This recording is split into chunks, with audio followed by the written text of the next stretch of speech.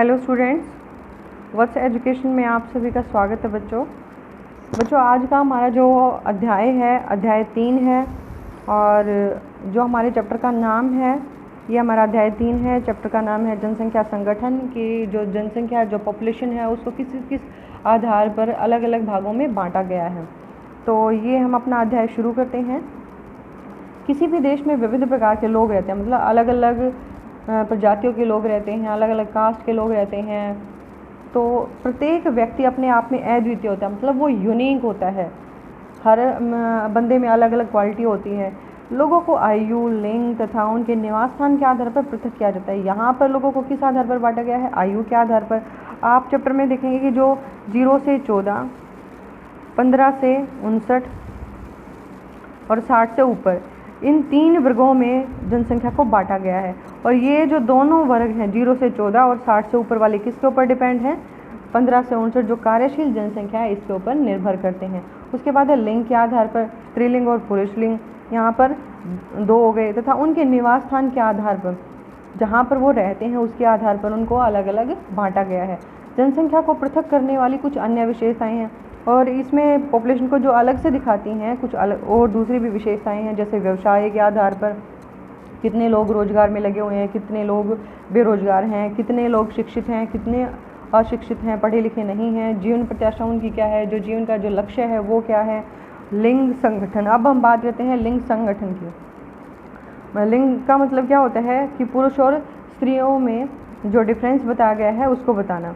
स्त्री और पुरुषों की संख्या किसी देश की महत्वपूर्ण जनांकीय विशेषता होती है कि जो टोटल पॉपुलेशन है उसमें से ये बताना कि उसमें कितनी पुरुष हैं और कितनी स्त्रियां हैं। तो ये क्या है, उसकी क्वालिटी बताती है, उसकी विशेषता बताती है। जनसंख्या में स्त्रियों और पुरुषों की संख्या के बीच के अनुपात को लिंग अनुपात कहा जाता है। दोनों के बीच में जो डिफरेंस आता है उसको क्या बोला जाता है? लिंग अनुपात, सेक्स रेशो बोला जाता है।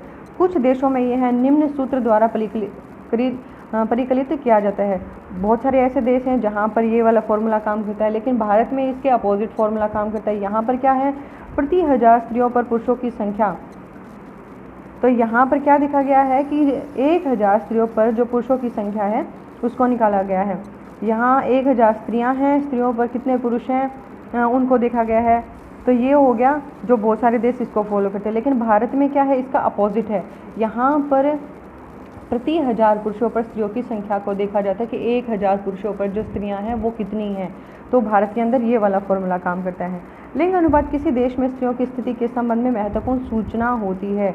जो रेशो हमें पता चलता है उससे हम किसी देश में स्त्रियों की स्थिति के बारे में, उनकी जो पोजीशन है उसके बारे में पता लगा सकते हैं कि वहाँ पर स्त्रियों की जो स्थिति है वो कैसी होगी। जिन प्रदेशों में लिंग भेदभाव नियंत्रित होता है, मतलब कंट्रोल में नहीं होता है, वहाँ पर उनके साथ भेदभाव किया जाता है, भ्रूण हत्या की जाती है, वहाँ लिंग अनुपात अनिश्चित रूप से स्त्रियों के प्रतिकूल होता है, मतलब उनके अपोजिट होता है। इस क्षेत्र में स्त्री भ्रूण हत्या, गर्भ में ही ये पता लगाना कि लड़का है या लड़की है, लड़की होती है तो उसको पेट में ही मार दिया जाता है।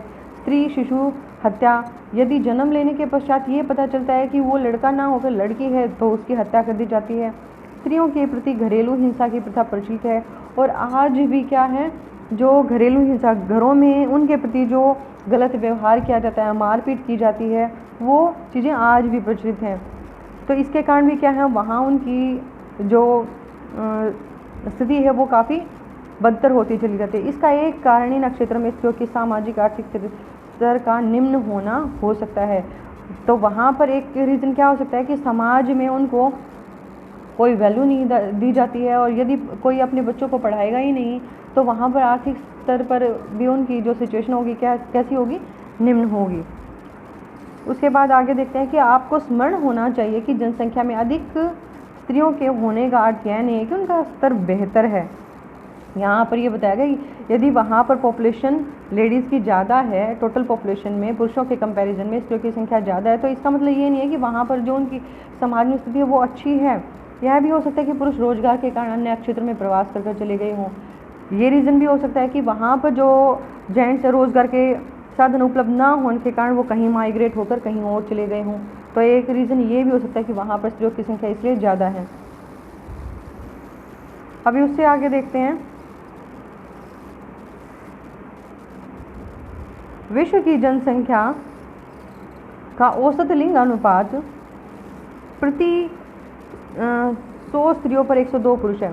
यदि विश्व के आंकड़ों के अनुसार हम देखें, जो रेशो निकल कर हमारे सामने आया है, तो उसमें देखने में क्या मिलता है, 100 स्त्रियां हैं और उस पर कितने पुरुष हैं, 102 पुरुष हैं। फिर भी यहाँ पर 2 स्त्रियों की कमी है। विश्व में उच्चतम लिंग अनुपात लिताविया में दर्ज किया गया। लिताविया कहाँ है, यूरोप महाद्वीप में है, जहाँ प्रति 100 स्त्रियों पर 85 पुरुष हैं। मतलब वहाँ पर स्त्रियों की संख्या 100 है और जेंट्स की कितनी है, 85 है। वो किस कारण से है कि यहाँ पर जो लोग हैं वो प्रवास कर चले जाते हैं, किसके कारण, रोजगार के कारण। इसके विपरीत निम्न लिंग अनुपात संयुक्त अरब अमीरात में दर्ज किया गया है, जहाँ प्रति 100 स्त्रियों पर 311 पुरुष हैं। मतलब ये देखो जो डिफरेंस है वो कितना ज़्यादा हो गया है। यहाँ तो 100 to 85 है और यहाँ 100 to 311 हो गया, मतलब 311 की कहाँ 211 पुरुष ज़्यादा हैं। लिंग अनुपात के विश्व प्रतिरूप से विश्व के विकसित प्रदेशों में कोई अलग अंतर नहीं दिखाई, जो विकसित देश हैं उनमें कोई ज़्यादा डिफरेंस दिखाई नहीं पड़ा है। संयुक्त राष्ट्र संघ द्वारा सूचीबद्ध 139 देशों में जो संयुक्त राष्ट्र संघ है उसने जो लिस्ट प्रोवाइड करवाई है, उसमें 139 देश ऐसे हैं जिसमें स्त्रियों के लिए अनुकूल, मतलब उनके लिए माहौल ठीक है और वहाँ पर जो स्त्रियों की संख्या है वो ठीक है, ज़्यादा बदतर कंडीशन नहीं है। और 72 देश ऐसे हैं जो उनके लिए प्रतिकूल है, मतलब जो सिचुएशन है उनके अपोजिट है। सामान्यतः एशिया में लिंग अनुपात निम्न है, जो सेक्स रेशो है, मतलब जो लिंग डिफरेंस ज़्यादा नहीं है वो थोड़ा ही है। चीन, भारत, सऊदी अरब, पाकिस्तान, अफगानिस्तान जैसे लोगों में लिंग अनुपात और भी निम्न है। यहाँ एशिया महाद्वीप की बात होती है, एशिया महाद्वीप में क्या है, जो डिफरेंस है वो कम है। लेकिन किन देशों में डिफरेंस ज़्यादा है, चीन में, भारत में, सऊदी अरब में, पाकिस्तान में, अफगानिस्तान में। इन देशों में लिंग अनुपात और भी निम्न है, मतलब और भी कम होता चला जाता है। वहाँ पर जो पुरुषों के कंपैरिजन में स्त्रियों की संख्या वो काफ़ी कम है। दूसरी ओर रूस सहित यूरोप के एक बड़े भाग में पुरुष अल्पसंख्या में है। कहाँ पर अल्पसंख्या में है, यहाँ यूरोप की बात हो रही है। रूस सहित यूरोप के एक बड़े भाग में जो पुरुषों की संख्या है वो बहुत ही कम है। यूरोप के अनेक देशों में पुरुषों की कमी, वहाँ स्त्रियों की बेहतर स्थिति तथा भूतकाल में विश्व के विभिन्न भागों में अत्यधिक पुरुष उत्प्रवास के कारण हुआ है कि वहाँ पर क्या है, जो स्त्रियों की संख्या वो ज़्यादा है। किस कारण से, कि जो स्त्रियों की कंडीशन है वो ठीक है। दूसरा, भूतकाल में मतलब पास से ही लोग क्या कर रहे हैं, विश्व के विभिन्न भागों में जो अलग अलग देश हैं उनमें जो लोग हैं वो उत्प्रवास, मतलब वहाँ से चले जाते हैं, दूसरे क्षेत्रों में प्रवास करके चले जाते हैं, जिसकी वजह से वहाँ पर भी स्त्रियों की संख्या ज़्यादा है। उसके बाद है आयु संरचना। आयु संरचना में देखते हैं कि जो आयु वर्गों में लोगों को बांटा गया है वो ये देखिए 15 से 59 वाला बीच वाला वर्ग है। ये वर्ग जो है जनसंख्या का बड़ा आकार एक विशाल कार्यशील जनसंख्या को इंगित करता है। उसके बाद 60 से अधिक आयु वाली जनसंख्या एक बड़ा अनुपात उस वृद्ध जनसंख्या को प्रदर्शित करता है जिससे स्वास्थ्य संबंधी सेवाओं के लिए अधिक खर्च की आवश्यकता होती है। इस प्रकार युवा जनसंख्या के उच्च अनुपात का अर्थ है कि प्रदेश में जन्म दर ऊंची है, वह जनसंख्या युवा है। हमारा भारत भी कैसा है, हमारा भारत भी युवा जनसंख्या वाला देश है। उसके बाद आयु लिंग पिरामिड, ये यहाँ पर 3 पिरामिड दिए गए हैं, तीनों के तीनों पिरामिड इंपॉर्टेंट हैं, आपको इनको अच्छे से देखना है।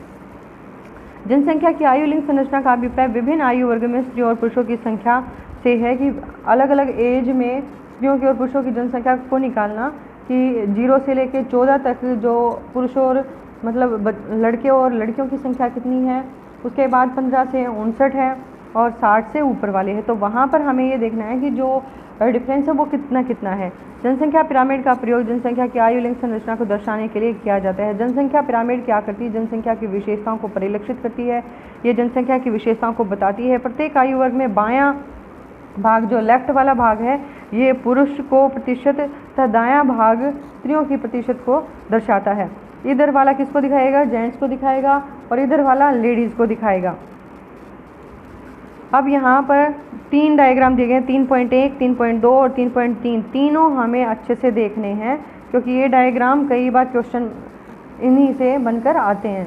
ये देखिए, ये पहले वाला है विस्तारित होती जनसंख्या। विस्तारित मतलब फैलती। कई बार हम क्वेश्चन पूछते हैं कि विस्तार से वर्णन कीजिए, मतलब उसका उसको बड़ा करके उसका आंसर देना होता है। तो यहाँ पर विस्तारित होती जनसंख्या का मतलब है कि जो फैलती हुई जनसंख्या है। नाइजीरिया का आयु लिंग पिरामिड, किसकी बात हो रही है? नाइजीरिया की। जैसा कि आप देख सकते हैं विस्तृत आकार वाला त्रिभुज आकार वाला पिरामिड है। ये ऐसे त्रिभुज के आकार का पिरामिड है जो अल्प विकसित देशों का प्रतिरूपी है। इस पिरामिड में उच्च जन्म दर के कारण निम्न आयु वर्गों में विशाल जनसंख्या पाई जाती है। मतलब जो बच्चों वाली जनसंख्या है 0 से 14 वाली, वो क्या है? काफ़ी ज़्यादा है। जन्म दर काफ़ी हाई है, तो निम्न आयु वर्गों में विशाल जनसंख्या पाई जाती है। इसीलिए क्योंकि जो नीचे वाली स्टेज है ये यहाँ पर आप देखोगे 0 से 4 है, 0 से 4 है, 5 से 9, ये ऐसे ऐसे ये हमने एज ग्रुप डिवाइड किए हैं। एज ग्रुप में कितनी पॉपुलेशन सबसे ज़्यादा है? 0 से जो 5 साल वाले बच्चे हैं उनकी पॉपुलेशन सबसे ज़्यादा, उसके बाद वो धीरे धीरे ऊपर की तरफ घटती जाती है। तो यहाँ पर हमने क्या देखा है कि जो पॉपुलेशन है वो कैसे त्रिभुज आकार की है, और ये किसका था? नाइजीरिया का बताया गया था। त्रिभुज आकार वाला पिरामिड है जो अल्प विकसित देशों का प्रतिरूप है। इस पिरामिड में उच्च जन्म दर हो गया और निम्न आयु वर्गों में विशाल जनसंख्या पाई जाती है। और इसके साथ साथ यदि हम बांग्लादेश का और मैक्सिको का भी पिरामिड बनाएंगे तो वो भी सेम ऐसा ही बनेगा। उसके बाद स्थिर जनसंख्या, मतलब ना जनसंख्या बढ़ती है और ना ज़्यादा जनसंख्या घटती है, स्टेबल होकर रह जाती है। तो इस पिरामिड को जो बताया जाता है वो सुंडी आकार का बताया जाता है। स्थिर जनसंख्या। ऑस्ट्रेलिया का आयु लिंग पिरामिड घंटी के आकार का है। जैसे एक घंटी का आकार होता है वैसे ही ये ऐसे ऐसे घंटी का आकार होता है। तो ये जो ऑस्ट्रेलिया का बनाया गया डायग्राम है, तो इसमें जो ऊपर से शीर्ष से मतलब जो ऊपर वाला भाग होता है वो सुंडाकार होता जाता है। जन्म दर और मृत्यु दर लगभग क्या होती है? जन्म भी इक्वल होता है और मृत्यु दर भी दोनों समान है, जिसके परिणाम स्वरूप जनसंख्या स्थिर हो जाती है, मतलब स्टेबल होकर रह जाती है, ना ज़्यादा बढ़ती है और ना ज़्यादा घटती है। ये वाला है घंटी के आकार का है, इससे ऊपर वाला था हमारा त्रिभुज आकार का था। उसके बाद हमारा तीसरा है ह्रासमान जनसंख्या, घटती हुई जनसंख्या। जापान के पिरामिड का संकीर्ण आधार, ये जो आधार है ये चौड़ा है और सुंडाकार शीर्ष, ये शीर्ष क्या है? बिल्कुल ख़त्म होता जाता है। यहाँ पर क्या है? जन्म भी कम होते हैं और मृत्यु दरों को दर्शाता है कि जन्म और मृत्यु दर दोनों क्या है? निम्न है, दोनों ही कम है। यहाँ पर देखो ये जो जन्म हो रहा है ये बहुत ही कम है, जैसे एक पान का पत्ता होता है वैसे इसकी शेप बताई गई है। इन देशों में जनसंख्या वृद्धि शून्य तथा ऋणात्मक होती है। जो जनसंख्या बढ़ रही है वो या तो 0 है, 0% है, या फिर नेगेटिव में चल रही है। उसके बाद वृद्ध होती जनसंख्या देखते हैं। वृद्ध होती जनसंख्या में क्या है? जो 60 से अबोव वाली जनसंख्या हमें बताई थी। जनसंख्या का वृद्ध होना एक ऐसी प्रक्रिया है जिसमें बुजुर्ग जनसंख्या का हिस्सा अनुपात की दृष्टि से बड़ा हो जाता है। वहाँ पर क्या होता है कि जो टोटल पॉपुलेशन है उसमें जो वृद्ध जनसंख्या है वो काफ़ी ज़्यादा हो जाती है। 20वीं शताब्दी की नई परिघटना है। विश्व के अधिकांश विकसित देशों में उच्च आयु वर्गों में बढ़ी हुई जीवन प्रत्याशा के कारण जनसंख्या बढ़ गई है। जन्म दरों में ह्रास के साथ साथ जनसंख्या में बच्चों का अनुपात घट गया है। तो ये हमारी वृद्ध होती जनसंख्या थी। उसके बाद ग्रामीण और नगरीय जनसंख्या है। ग्रामीण और नगरीय जनसंख्या में हम कैसे देखेंगे कि गाँवों में कितनी पॉपुलेशन निवास करती है और शहरों में कितनी निवास करती है। जनसंख्या ग्रामीण और नगरों में नगरीय में विभाजन निवास के आधार पर होता है, उनके घरों के आधार पर होता है। यह विभाजन आवश्यक है क्योंकि ग्रामीण और नगरीय जीवन आजीविका और सामाजिक दिशाओं में एक दूसरे से भिन्न है। क्योंकि गाँव में क्या होता है, सभी लोग प्राथमिक कार्यों में लगे हुए होते हैं और नगरों में क्या होते हैं, उद्योगों में लगे हुए होते हैं। ग्रामीण और नगरीय क्षेत्रों में आयु लिंग संगठन, आयु के आधार पर उनको डिवाइड करना, व्यवसाय के आधार पर उनको डिवाइड करना, जनसंख्या का घनत्व तथा विकास के स्तर अलग अलग होते हैं। तो शहरों में और गांव में क्या होता है, इन सब में डिफरेंस पाया जाता है क्योंकि जो काम का व्यवसाय का होता है, गांव में सभी लोग प्राथमिक कार्यों में लगे होते हैं और शहरों में द्वितीयक कार्यों में लगे हुए होते हैं। यद्यपि ग्रामीण और नगरीय जनसंख्या में अंतर करने के मापदंड एक देश से दूसरे देश से क्या होते हैं, भिन्न होते हैं, अलग अलग होते हैं। सामान्य रूप से ग्रामीण क्षेत्र वे होते हैं जिनमें लोग प्राथमिक क्रियाकलापों में संलग्न होते हैं, जैसे कृषि का कार्य करना, मछली पालना, लकड़ी काटना, पशुओं को पालना, ये सारे क्या हैं, प्राथमिक कार्य हैं। इसके विपरीत है नगरीय यह क्षेत्र वे होते हैं जिसमें अधिकांश लोग कार्यशील जनसंख्या गैर प्राथमिक क्रियाओं में संलग्न होते हैं। गैर प्राथमिक मतलब वो प्राथमिक कार्यों में ना लगे होके, और वहाँ पर क्योंकि जो कच्चा माल होता है गाँव से शहरों की तरफ आता है, वहाँ पर उद्योगों को लगाया जाता है। जैसे हमने आम का पेड़ लगाया, आम के पेड़ से बहुत सारे पेड़ हमें आम मिले, उन आम से हमने क्या किया, अचार बना दिया, तो वो क्या है, द्वितीयक क्रियाएं हैं। तो इसमें देखते हैं जो 3.4 चित्र दिया गया है उसमें ग्रामीण और नगरीय लिंग संगठन को दर्शाता है। कनाडा और फिनलैंड जैसे पश्चिमी यूरोपीय देशों में ग्रामीण और नगरीय लिंग अनुपात में अंतर, अफ्रीकी और एशियाई देशों क्रमशः जिम्बाब्वे तथा नेपाल के ग्रामीण लिंग अनुपात के विपरीत है। इसमें कुछ खास नहीं है, सिर्फ ये रेशो बताया गया है जो 3.4 डायग्राम है उसमें बताया गया है। उसके बाद है साक्षरता के आधार पर, वो डायग्राम भी हम एक बार देख लेंगे। साक्षरता के आधार पर, पढ़े लिखे होने के आधार पर या अनपढ़ होने के आधार पर जनसंख्या को बांटना। किसी देश में साक्षर जनसंख्या का अनुपात उसके सामाजिक आर्थिक विकास का पहला सूचक होता है। यदि जनसंख्या उसकी बहुत अधिक मात्रा में पढ़ी लिखी है तो जो उसका विकास होगा किसी भी देश का सामाजिक या आर्थिक रूप से वो उच्च रूप से होगा, क्योंकि इससे रहन सहन के स्तर, जो लोगों का रहने का स्तर है वो काफ़ी हाई होगा। महिलाओं की समाज में अच्छी स्थिति होगी, शैक्षणिक सुविधाओं की उपलब्धता तथा सरकार नीतियों का पता चलता है। जो शिक्षा की जो सुविधाएं हैं वो अच्छी तरह से उपलब्ध होंगी, सरकार की जो नीतियां हैं अपने लोगों के प्रति उनका पता चलता है। आर्थिक विकास का स्तर साक्षरता का कारण एवं परिणाम दोनों ही होता है। कौन सा देश अधिक आर्थिक विकास करेगा, जिसकी पॉपुलेशन अधिक पढ़ी लिखी होगी, साक्षर होगी। भारत में साक्षरता 7 वर्ष से अधिक आयु वाले जनसंख्या के उस प्रतिशत को सूचित करता है जो पढ़ लिख सकता है। यदि 7 वर्ष से ऊपर यदि हम किसी बच्चे को देखते हैं और वो पढ़ लिख सकता है, जोड़ घटा कर सकता है, तो मतलब उसको साक्षर माना जाता है। ये डायग्राम वहाँ पर 3.4 डायग्राम की बात हो रही थी, तो ये डायग्राम हमें क्या बताता है कि एक है, ये देखो यहाँ पर बोला गया ग्रामीण जनसंख्या, यहाँ है शहरी जनसंख्या। तो जिम्बाब्वे में जो पॉपुलेशन है वो 1032 लोग ऐसे हैं जो गाँव में रहते हैं, 1087 ऐसे हैं जो शहरों की तरफ हैं।